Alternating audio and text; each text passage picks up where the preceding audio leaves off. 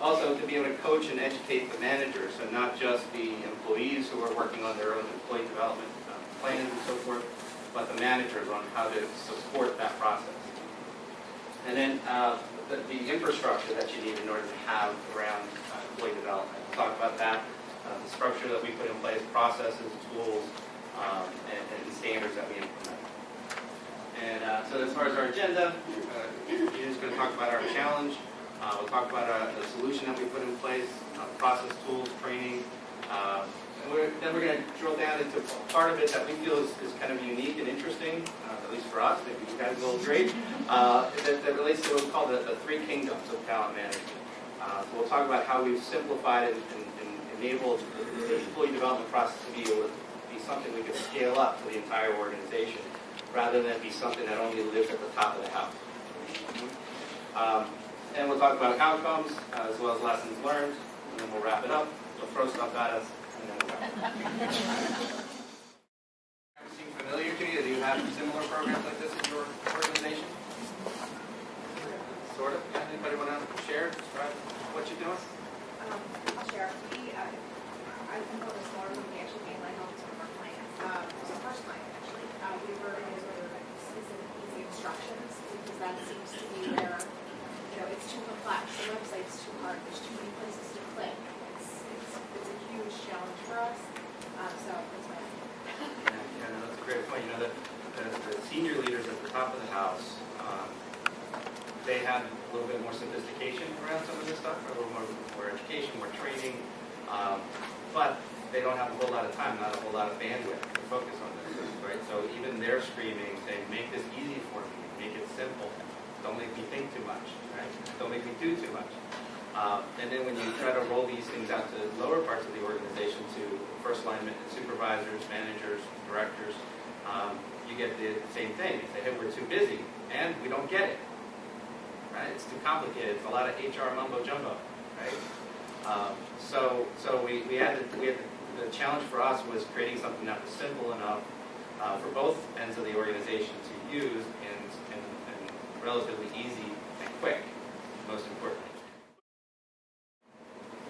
That's a good point, and I used to be on the, well, I still am on the other side of the fence, right? So if I do have contract folks working, and I used to have a lot of contractors working on site, working for my clients. And at the beginning of the engagements, we would try to bring this up and say, hey, we want to be able to develop our folks so that they can do a better job for you, and also so that they will stick around longer, right? And that they feel like they have a career here, that this isn't just they're going to go in for a few months or a year and then be tossed out and have nothing to show for it. So we'd have all these plans, and then we'd go to present that to the client. The client would say, oh, that's great, but you're developing your people better than we develop ours. So we can have that, right? So they would actually have us cut a lot of that stuff down to the point where it was almost ineffective. But in a few cases where clients did see the value of it, where they saw the big picture, and they saw this as a long-term relationship, more of a managed service or business outsourcing type of an arrangement, they did see the value of some of that development. They still didn't like people getting pulled off the line, right, to go attend training or to go do something developmental, but they did accept more of that into the contracts. What I would love to have seen would be clients coming to me and saying, I want that from you. We have these standards internally with our employees. We're going to have a long-term relationship with you where you're going to be providing this outsourced service. I want to know that the people you're bringing in here are being developed. Which also can be a little bit discouraging for folks. Both managers and directors are in there for 15, 20, 25 years in those roles. They're not creating a lot of opportunities for the people below them, right? And if those managers and directors aren't having opportunities to move up into the VP ranks, then they're also kind of stuck there. Right? And everybody's kind of stuck there. And what we see a lot of now is companies hiring externally for these VP roles and senior director roles. You probably have a bunch of postings yourself out there, right?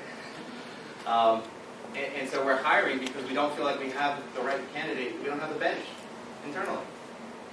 And part of that is that we haven't been moving people around. We haven't been encouraging them to take lateral assignments, right, and zigzag their way through the organization. We haven't been challenging them to get up off of out of this area that you're very comfortable with, and this domain that you know very well, and go do something else. For goodness sakes, make room for other people to come in behind you, develop them, and you go move on to do something else. But that's a cultural thing, right? And it's not going to change overnight. So, but I found out yesterday that in the Asia Pacific region, they decided to roll out talent reviews to everybody. So they have like 5,000 people who went through talent reviews last year. Shocked me. I'm still trying to find out exactly how they managed to do it, because logistically it seems like, and I told them, I don't know that you need to do talent reviews. If they did what Regina did here, they could streamline things and make things a lot more manageable for themselves. So they could look at 5,000 people, look at them, but not necessarily do full-blown talent review meetings that take up so much of the leader's time. So, how did that weigh on the 9 box? Yeah, so there's always going to be bias whenever you're creating any kind of scale like that. And the bias that I chose to inject into it was to be very conservative, so it would actually pull people down. The reason I did that is because my conversations with them about performance appraisal scores, it was pretty clear that, the distribution was skewed, right? And so I was like, so show me the 1s and 2s. It's like, well, we don't use 1s and 2s really. So you might see a few 3s, but everybody's at a 4 and a 5, right? And so it's okay. I want to de-emphasize that. That's not really useful data. So let's look at things that are more relevant to the job. So there are customer service ratings, for example, which are independently, generated. So those are a little bit more valid.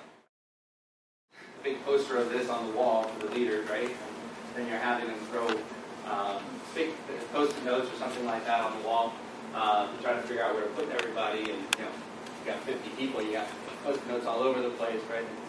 It's a real mayhem. And there's a lot of discussion, as Regina was saying, there's a lot of discussion about whether or not somebody should be here, or should be there, or should be here, or should be there, and it's not always productive discussion. It's always good. It's always good to have the talk, but I want to get to the action, right? So let's have discussion. Let's talk about it. Let's make sure they're comfortable. But I want to get to the action. So let me teach them a different way of thinking about this that is a little bit higher level, more strategic, and maybe we won't get caught up in the weeds